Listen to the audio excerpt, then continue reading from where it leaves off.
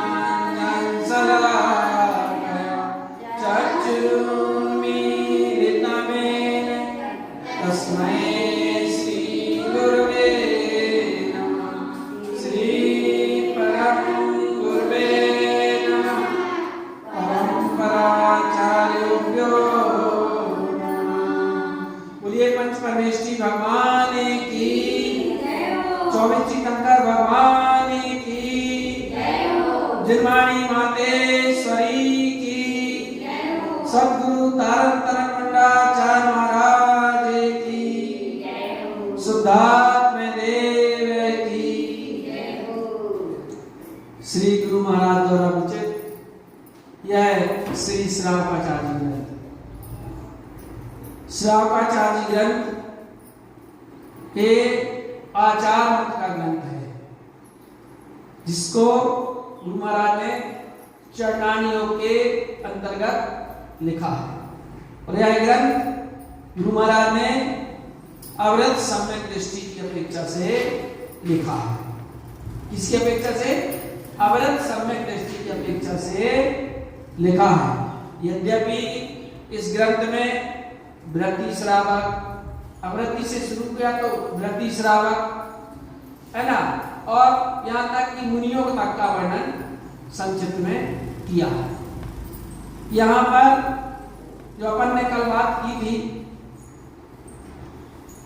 कि गुरु महाराज ने 5 मतों में 14 ग्रंथों की रचना की है, जिसमें विचार मत के अंतर्गत 3 ग्रंथ लिखे हैं, श्री मालारोण जी, श्री पंडित पूजा जी और श्री कमलवती जी, जिसमें कि क्रमशः सम्यक दर्शन, सम्यक ज्ञान और सम्यक चार्य का प्रतिपादन किया है। विचार मत का अर्थ होता है बुद्धि पूर्वक अपना निर्णय करना, जैसा कि कल अपन ने चर्चा की थी। इन 4 चीजों का निर्णय करना कि मैं कौन हूं, कहां से आया हूं, मेरा क्या स्वरूप है और मुझे कहां जाना है। ये 4 चीजों का निर्णय करना। मैं कौन हूं? मैं आत्मा हूं, शरीर नहीं। मैं कहां से आया हूं? मैं 4,84 लाख योनियों से परिभ्रमण करते हुए आया हूं। मेरा क्या स्वरूप है और मुझे कहां जाना है? जो बोल रहे हैं उनको जाना, और जो नहीं बोल रहे है, जो नहीं बोल रहे उनको नहीं जाना। अच्छा, आप बोल रहे हैं एक बार, है ना, कि मैं कौन हूं? मैं आत्मा हूं, शरीर नहीं। मैं कहां से आया हूं?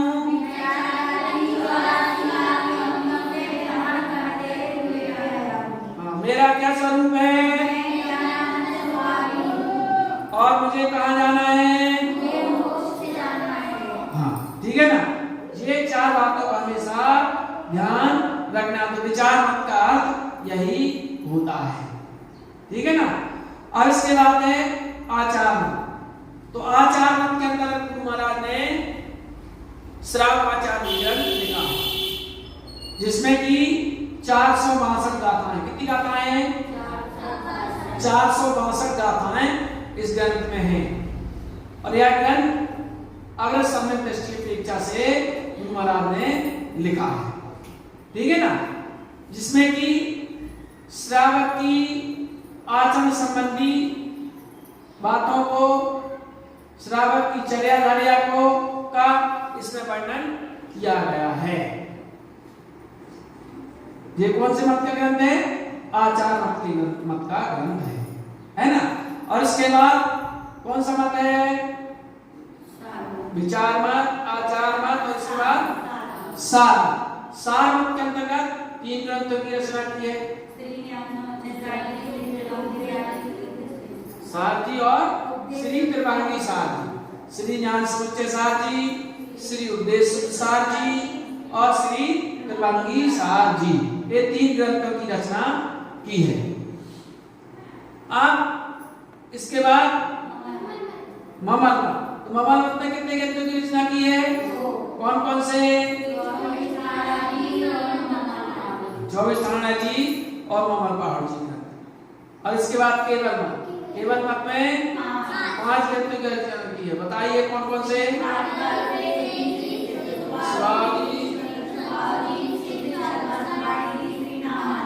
हाँ, एक 5 ग्रंथों की रचना की है। इस प्रकार गुरु महाराज ने हमें साध से सिद्धि तक का मार्ग दिया है ना।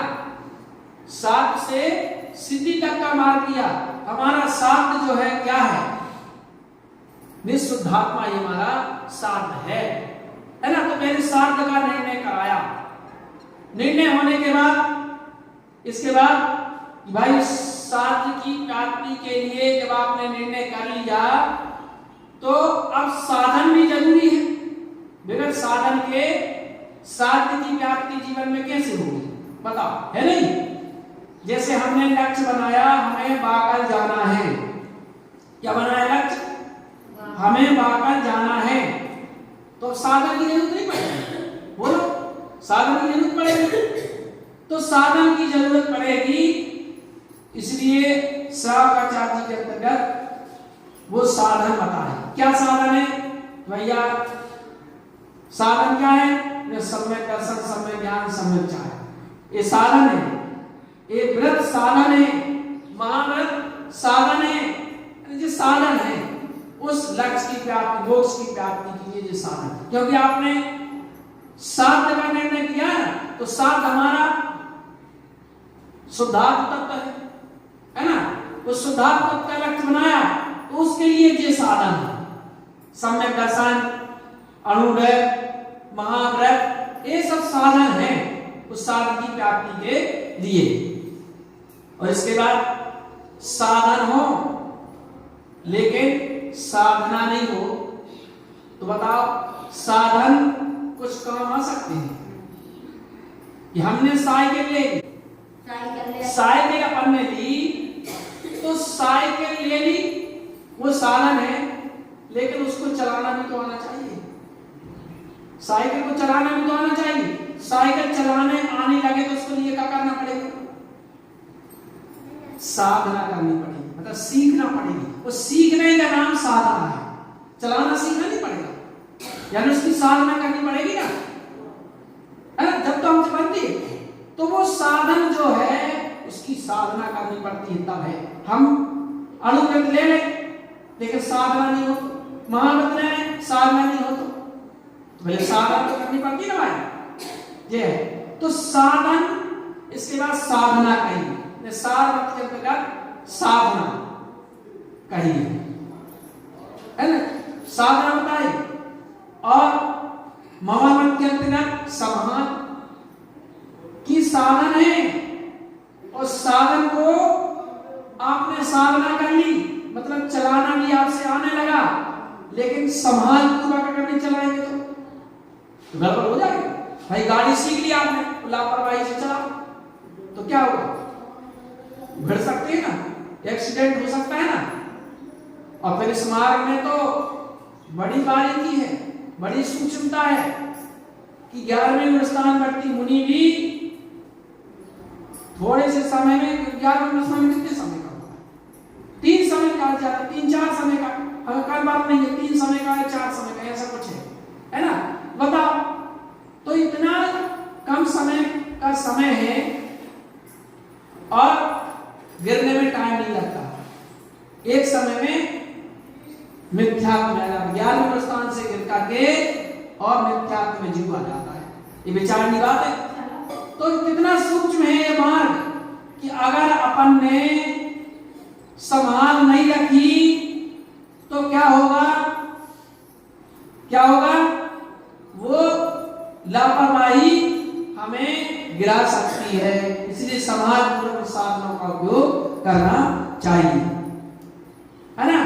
तो साधन और समाल, ममल मत में समाल कही और केवल मत में सिद्धि। जब इस प्रकार से हम चलेंगे तो निश्चित रूप से हमें जिस लक्ष्य की प्राप्ति करना है वो लक्ष्य हमारे जीवन में प्राप्त हमें होगा ही होगा। ठीक है ना जी बात। इसलिए एक थीम दी है, एक सिद्धांत दिया।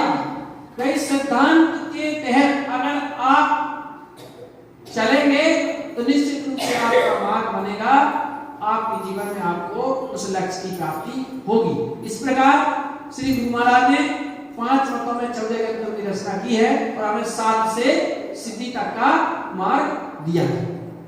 यहाँ पर जो यह चरणानियों के अंतर्गत गुरु महाराज ने श्रावकाचार्य के जितने भी श्रावकाचार्य ग्रंथ हैं वे चरणानियों के अंतर्गत ही होते हैं। और इसमें आचार मत के अंतर्गत एक है ग्रंथ जिसमें कि पहली गाथा गुरु महाराज ने इसमें मंगलाचरण किया है। तो इसमें व्यवहार से भी और निश्चय से भी इसमें देव को नमस्कार किया गया है। पहली गाथा में देखिए क्या कहा है, देव देवम नमस्कृतम लोकालोक प्रकाशकम त्रिलोक्यम भुवनार्थम ज्योति वमकारम च विन्दति। देव देवम नमस्कृतम, वो है ना, देव देवम नमस्कृतम, मैं देवों के देव को नमस्कार करता हूं। देवों के देव कौन है? अनंत भगवान भी, क्योंकि उनको 100 इंद्र नमस्कार करते हैं। और देवों का देव हमारा निःशुद्धात्म तत्व भी है, क्योंकि उस निःशुद्धात्म तत्व में ही वह अनंत पद प्रकट होता है ना। सिद्ध पद प्रकट होता है, आचार पद प्रकट होता है, उपाध्याय पद प्रकट होता है, साधु पद प्रकट होता है। तो एक पद कोई बाहर के पद नहीं है। तो निश्चय व्यवहार पूर्वक नमस्कार किया है। क्या कह रहे हैं? ओंकारम च विन्दते, ओंकार स्वरूपी निर्विकल्प स्वभाव को, विन्दते मतलब निर्विकल्प स्वभाव को मैं नमस्कार करता हूं। जो लोकालोक प्रकाशकम, जो लोकालोक के प्रकाशक हैं। क्या? लोकालोक प्रकाशकम, लोकालोक के प्रकाशक हैं। अनंत भगवान जो होते हैं, केवल भगवान होते हैं, उनको केवल ज्ञान होता है। तो केवल ज्ञान की क्या परिभाषा है? जो तीनों लोगों को, है ना, और समस्त द्रव्यों को, उनकी समस्त पर्याय को, त्रिकालवर्ती समस्त पर्यायों को जो एक समय में और एक साथ जानता है, उसे केवल ज्ञान कहते हैं। उनसे केवली भगवान होते हैं। तो लोकालोक प्रकाशकम, वो तीनों लोगों को प्रकाशित करने वाले अर्थात देखने और जानने वाले हैं। त्रिलोकम भुवनार्थम ज्योति, जो तीनों लोकों में, तीनों लोक भुवन में ज्योति स्वरूप है। ऐसे देवों के देव को मैं नमस्कार करता हूं, है ना। ओंकारम च विन्दते, ओंकार स्वरूपी अपना निर्विकल्प स्वभाव है, जो लोकालोक को प्रकाशित करने वाला है। 3 लोक भुवन में ज्योति स्वरूप है। ऐसे देवों को, देव को यहाँ पर गुरु महाराज ने नमस्कार किया। तो निश्चय से, तो निश्चय से देव कौन है? निश्चय से हमारा देव कौन है? निःशुद्धात्मा निश्चय से हमारा देव। व्यवहार से हमारे देव कौन है? अनंत और सिद्ध भगवान हमारे देव। देव की परिभाषा क्या है? जो वीतरागी हैं, सर्वज्ञ हैं, हितोपदेशी हैं, उन्हें क्या कहते हैं? देव कहते हैं। जो 18 देशों से रहते होते हैं, अनंत चतुष्टय सहत होते हैं, है ना। तो वीतरागी है, उन्हें अनंत देव कहते हैं। जो वीतरागी है, सर्वज्ञ है, हितोपदेशी, वे देव हैं।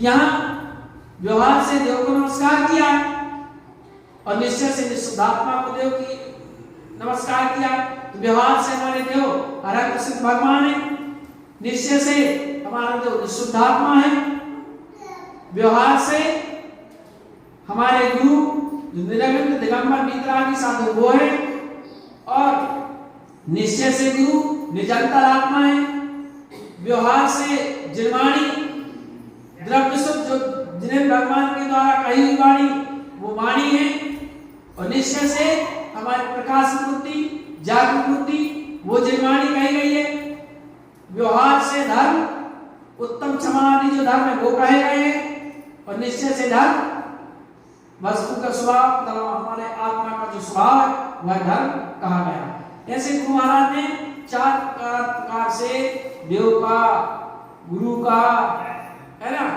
और धर्म का कथन किया इस ग्रंथ में आगे भी आएगा।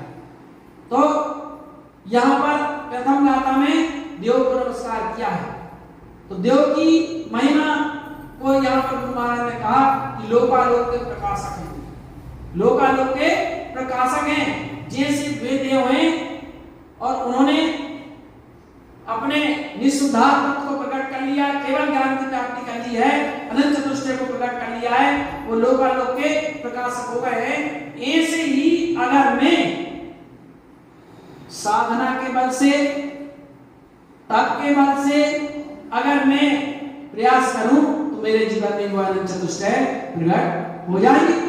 जैसे वो लोकालोक के प्रकाशक हैं, ऐसे में भी लोकालोक का प्रकाश मेरे जीवन में हो जाएगा, लोकालोक को मैं भी देखते जाने लगूंगा, क्योंकि ये आत्मा केवल ज्ञान स्वभावी है।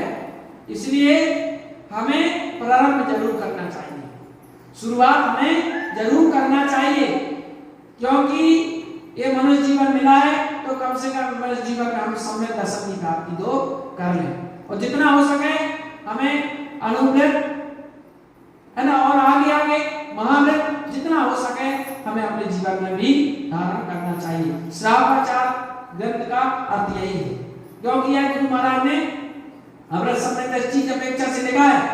उस अमृत सम्यक दृष्टि को, यानी पहले विद्या दृष्टि को सम्यक दृष्टि बनाया गुरु महाराज ने, पहले विद्या दृष्टि को सम्यक दृष्टि बनाया है, और फिर उस सम्यक दृष्टि को आगे आगे की सीढ़ी में चढ़ाया है। वह जो अमृत सम्यक दृष्टि रहता है कैसे बनता है, तो अभी 15वीं 16वीं 17वीं गाथा में वो कथन करेंगे संसार शरीर भोगों का। जब संसार शरीर भोगों का चिंतन करता है तो वह सम्यक दृष्टि बनता है, उसके जीवन में स्वभाव की श्रद्धा उत्पन्न होती है, आत्मा की श्रद्धा प्रकट होती है, उससे अमृत सम्यक दृष्टि कहते हैं, क्योंकि उसका श्रद्धान पक्का हो जाता है ना। श्रावक के 2 वेद हैं, एक तो व्रति श्रावक और दूसरा अव्रति श्रावक। व्रति श्रावक और अव्रति श्रावक, माने एक देश श्रावक, है ना, और अव्रत सम्यक दृष्टि श्रावक। तो एक देश व्रतों का पालन करता है ना, तो वो होता है एक देश, मतलब व्रतों का पालन करने वाला देश व्रति श्रावक। और अव्रत सम्यक दृष्टि 2 भेद है, और वैसे श्रावक की और 3 भेद और हैं, पाक्षिक, नैष्ठिक और साधक, है ना। पाक्षिक, नैष्ठिक और साधक, ये 3 भेद हैं यहाँ पर अव्रत सम्यक दृष्टि और देश व्रति श्रावक। ये तो ये ग्रंथ गुरु महाराज ने अमृत सम्यक दृष्टि की अपेक्षा से यहाँ पर लिखा हुआ है, ठीक है ना। तो देव के स्वरूप को हम अच्छी तरह से समझें, या पहली बात मुझे कही, क्योंकि यही वास्तव में स्वाध्याय पक्का होगा कि देव की जो परिभाषा अपन ने याद भी की है ना, कि जो अनंत देव जो हैं वे जो जिन्होंने 4 घातीय कर्मों को छह करके केवल ज्ञान प्रकट कर दिया है, जो 18 वर्षों से है और अनंत चतुष्टय से होते हैं, उन्हें अनंत भगवान, अनंत परमेष्टि कहते हैं, है ना। तो इन्होंने 4 घातीय कर्मों को छह किया है। अब ये कर्मों को भी जानना होगा, क्योंकि अपन को भी कर्मों को छह करना है ना। तो कर्मों के 2 भेद हैं, घातीय और अघातीय। द्रव्य कर्म के 2 भेद हैं, घातीय कर्म और अघातीय कर्म। घातीय कर्म का मतलब होता है जो जीव के अंजीवी गुणों का घात करते हैं, वे कहलाते हैं घातीय कर्म। और जो जीव के प्रतिजीवी गुणों का आघात करते हैं वे कहलाते हैं अघातिया कर्म। क्या? जो जीव के अनिजीवी गुणों का आघात करते हैं वे कहलाते हैं घातिया, जो जीव के प्रतिजीवी गुणों का आघात करते हैं वे कहलाते हैं अघातिया। अनिजीवी गुण का मतलब होता है जो जीव के ज्ञान, दर्शन, सुख, वीर, ये अनिजीवी गुण कहलाते हैं, है ना। और प्रतिजीवी गुण का मतलब होता है जिस गुण से इस आत्मा का कोई संबंध नहीं है वो कहलाता है अघातिया कर्म, है ना, जिससे जीव का संबंध नहीं है। लेकिन जैसे शरीर है तो शरीर में जीव को रोक करके रखता है नामकरण, तो इससे कोई संबंध नहीं है, लेकिन इसलिए इसको अघातिया कर्म कहते हैं। तो घातिया और अघातिया, ज्ञानावर्णी, दर्शनावर्णी, मोहिनी और अंतराय, ये चार घातियां है ना। तो ज्ञानावर्णी कर्म का मतलब होता है जो जीव के ज्ञान गुण का घात करता है, जो ज्ञान गुण पर आवरण करता है वो कहलाता है ज्ञानावर्णी। दर्शनावर्णी कर्म का मतलब होता है जो जीव के दर्शन गुण का को आवृत करता है वो दर्शनावर्णी। और वेदनी मोहिनी जो जीव को सम्यक की प्राप्ति में, आत्मानुभूति में बाधक होता है वह कहलाता है मोहिनी। इसके दो भेद हैं, दर्शन मोहिनी और चारित्र मोहिनी। और अंतराय जो जीव के ज्ञान, दर्शन, सुख आदि में बाधा डालता है वह कहलाता है अंतराय। ज्ञानावर्णी कर्म की 5 प्रकृतियां हैं, दर्शनावर्णी कर्म की 9 प्रकृतियां हैं, मोहिनी की 28 प्रकृतियां हैं, यद्यपि इसके दो भेद हैं, दर्शन मोहिनी और चारित्र मोहिनी। दर्शन मोहिनी के 3 भेद हैं, दर्शन मोहिनी मिथ्या, सम्यक मिथ्या और सम्यक मिथ्या। चारित्र मोहिनी के कितने भेद हैं? 25 भेद हैं। अब उसमें भी 2 भेद उसके कहे गए, कसाय वेदनी और अकसाय वेदनी। कसाय वेदनी के 16 भेद हैं। कैसे? क्रोध, मान, माया, लोभ। तो क्रोध अनंतानुबंधी क्रोध, मान, माया, लोभ। अप्रत्याख्यानावर्णी क्रोध, मान, माया, लोभ, है ना। प्रत्याख्यानावर्णी क्रोध, मान, माया, लोभ और संजलन क्रोध, मान, माया, लोभ। ऐसे 16 वेद कहे कसाय वेदनी के और अकसाय वेदनी के 9 वेद कहे गए हैं। कौन कौन से? हास, रति, अरति, शोक, भय, जुगुप्सा, स्त्री वेद, नपुंसक वेद और पुरुष वेद, है ना। इस प्रकार 9 वेद कहे गए। इस प्रकार ये मोहिनी कर्म की 28 प्रकृतियां हैं। और जो है अंतराय कर्म के 5 भेद हैं, दान अंतराय, लाभंतराय, भोग अंतराय और उपभोग अंतराय। ठीक है, दान, लाभ, भोग, उपभोग और वीर अंतराय, ऐसे 5 प्रकृतियां हैं जो दान में, लाभ में, भोग में, उपभोग में और वीर मतलब हमारी शक्ति में जो बाधा डालता है वो अंतराय कर्म कहलाता है। इस प्रकार ये 4 घातियां कर्म होते हैं। जिन्होंने ये 4 घातिया कर्मों को क्षय किया है वो ऐसे केवली भगवान होते हैं, उनके जीवन में केवल ज्ञान की प्राप्ति होती है और वे 18 दोषों से रहित हो जाते हैं, अनंत चतुष्टय से होते हैं। ऐसे अनंत भगवान होते हैं, है ना। ऐसा अनंत स्वामी निशुद्धात्मा है हमारा है, उस वह अनंत पद हमारे जीवन में हम प्रकट कर सकते हैं।